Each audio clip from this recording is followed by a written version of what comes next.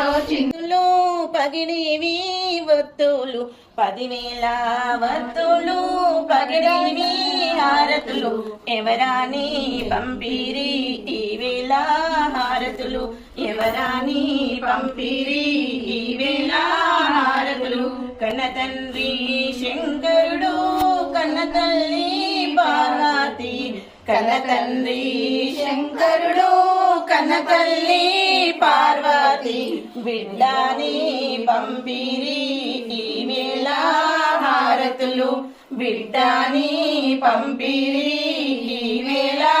హారతులు 10,000 గోపాలు కన్న తల్లి రానమ్మ కన్న తండ్రి